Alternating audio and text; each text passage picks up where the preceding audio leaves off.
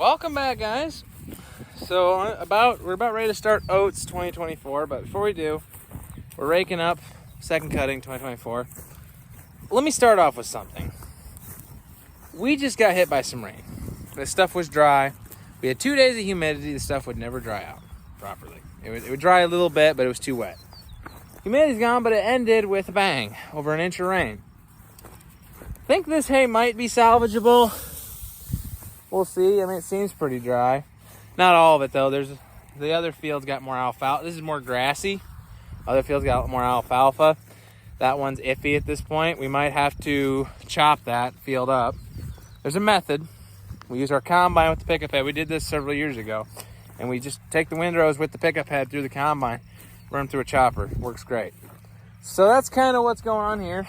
He's running the rake over there. And let's go check her out. Also, the swather, I just finished getting it ready to go. So swathing oats will be happening here soon. Videos coming out soon. So yeah, stay tuned.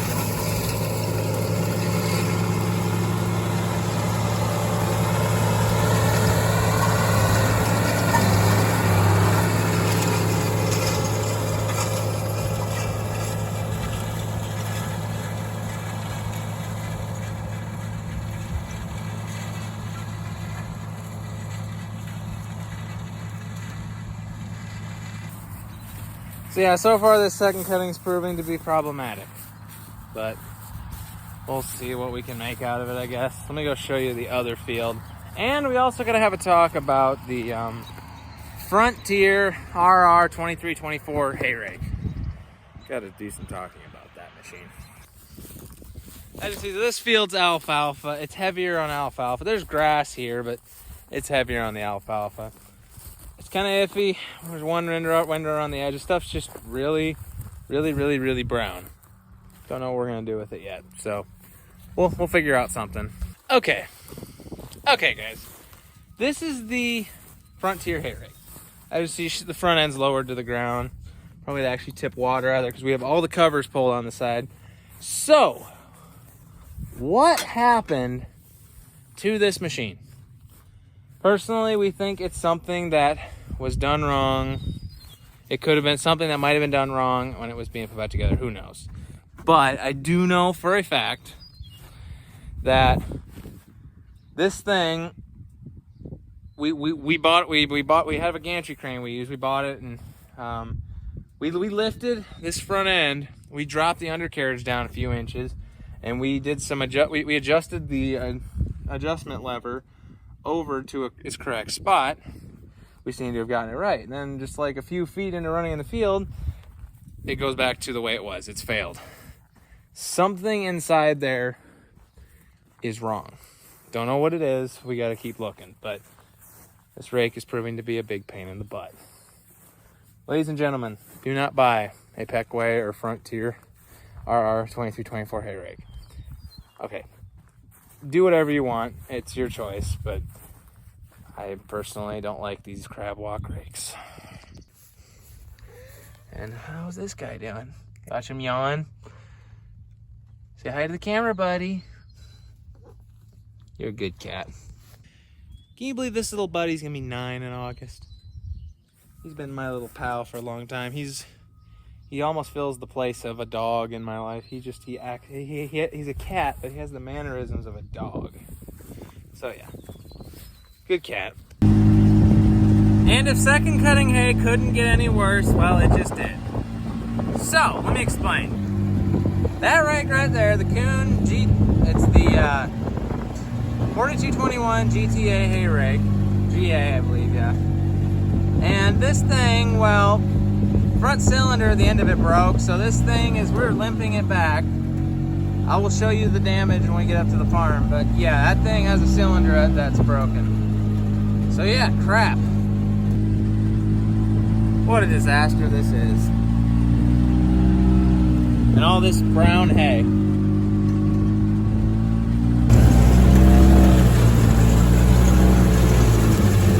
Last pass. So he's actually running this all on GPS. That's why these windrows are so stinking straight. Last pass. I think it'll hold up.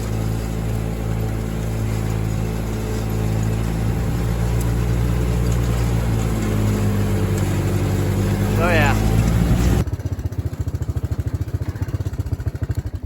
Alright, baling time. Time to bale this brown stuff. Put it into bales. There's quite a few out here. Yeah, it stinks, but whatever. Stinks that it got rained on. But there he comes with the baler. So there's a bale right in front of me. He's got all this over here, some of that over there. We're gonna be doing some in small bales, apparently, and yeah. Ain't that a nice rig?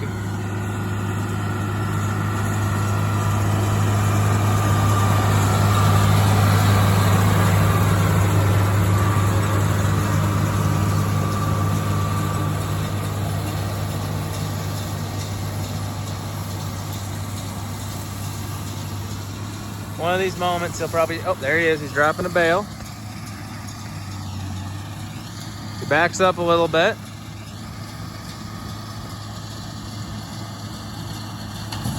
And opens her up, drops a big one.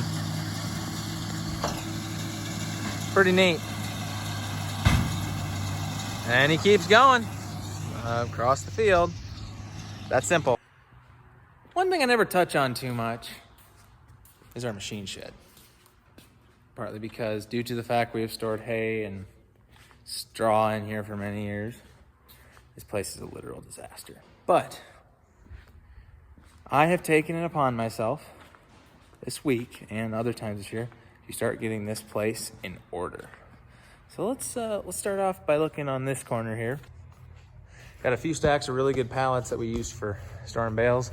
You know, the tedder, the mower, the batwing, head, swather, basically everything in here. We're able to fit pretty much during the wintertime. We're able to fit all of our equipment that is either really expensive or has got a lot of sensitive items to the elements. So yeah, including this big guy right here. And then this one right here. The cleaning's not over though. There's a lot more I gotta do a bunch on this side and just a lot more organizing, but it'll be better and we'll actually gain more shed space in the long run. So yeah. All right, guys, everything was baled, wrapped, put away. Everything's out the field. Hay's growing back. Next thing coming up will be oat harvest and soybean. Last pass of soybean cultivation with the Henniker 6000 cultivator. So yeah. Thanks for watching. We'll see you in the next one. Don't worry.